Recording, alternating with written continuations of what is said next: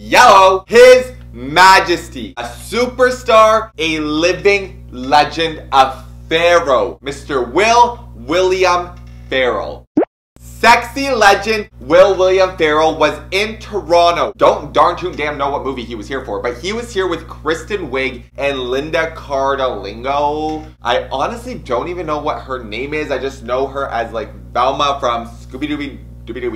Whatever this darn tootin' damn movie was, I managed to get Kristen Stewart at the front of the building, the theater, where the red carpet ceremony event was happening prior to the darn tootin' damn premiere. But I was yet to get Mr. William Ferrell. Yeah, I failed. I didn't manage to get Mr. Phil Weston, Ron Burgundy, Brennan Huff, aka William Ferrell, but I was determined to darn tootin' meet him that day. Anywho, as soon as the entire cast maneuvers their darn tootin' damn way into the theater, oh, you darn know that I ran to the back of that theater like I was Speedy Gonzalez, literally running like so I could manage to get front of the barricade in the back Rooney and not allow the other bozos to miss my opportunity of me meeting William Ferrell, the absolute king. So what did I do? I darn tootin' sprinted to the darn tootin' back. I managed to get to the front of the barricade. Now we're kind of waiting around. I totally forget if the cast had left after the movie, if they stayed for the entire movie, if they did the Q&A and left after. Like, I honestly do not remember. Linda leaves,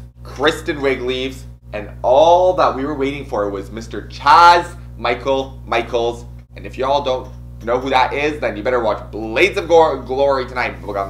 Suddenly the doors of this darn tootin' damn theater open up and William Ferrell starts to walk out. And keep in mind that in the fan area where I was, most of the people were, I would say, within 35 years of age and older, and then there was literally probably me who was like the youngest. Most people were seeking autographs as they were probably hounds. I mean, a couple of them probably wanted selfies as well, but it was mainly me who had like their phone out, and I was like, no, I just want a picture. I just need a background on my phone of me with the absolute legend. So to nobody's damn surprise, I am the only person in this crowd who is not being basic, who is not being generic, and who is shining bright like a diamond. Anyways, aside from that, the doors open, and William Ferrell exits these crusty theater doors and starts to make his way towards us. I suddenly start chanting, and when I'm chanting, I mean I'm singing, I'm loud, I'm screaming, I'm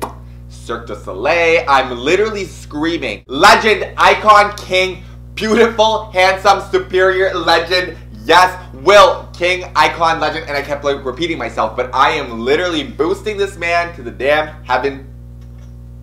What? As he's walking, I see the man literally smiling. He goes from like exiting these doors with like really no facial expression to literally smiling from ear to ear. Because I know it's me that he hears over the rest of the damn sea of sardines going, well, please, well, please. Like, babe, you sound like you're about to drop dead. Like, let's get your, like, freaking expression up a little bit because I am the only one who's going, legend, king, icon, yes, king, legend. As he comes towards our little barricade area, keep in mind the back of this theater, the barricade area is super tiny. It is so small that literally the front of the barricade can probably fit only like 5 to 6 people, and then it's literally like the rest, like second row, third row, fourth. He comes to the barricade area, he stands in front of us. He's looking at everybody. He goes, okay, guys, I will sign one for each person who is looking for an autograph, basically. And then tell me how my absolute icon points at me and goes, I will only take one selfie with this gentleman here. William Ferrell might as well have given everybody else the cold shoulder by saying that, because I was realistically the only fan who mattered. I realistically was probably the only fan in general, because everybody else was like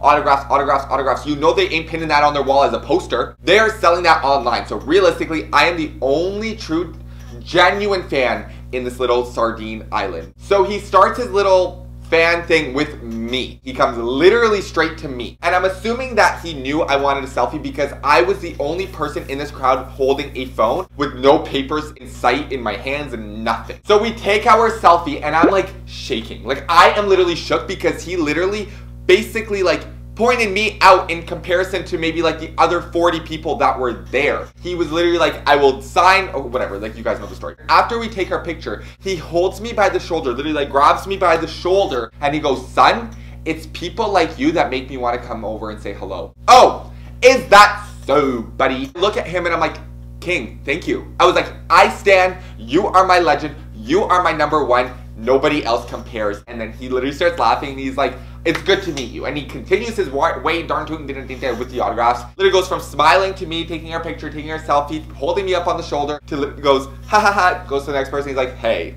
my name is... And that is the story of how I met the absolute legend, damn King, Phil Weston, aka William Ferrell. For anybody who's darn tootin' damn watching me, I will talk to y'all in the next video. TTYLs.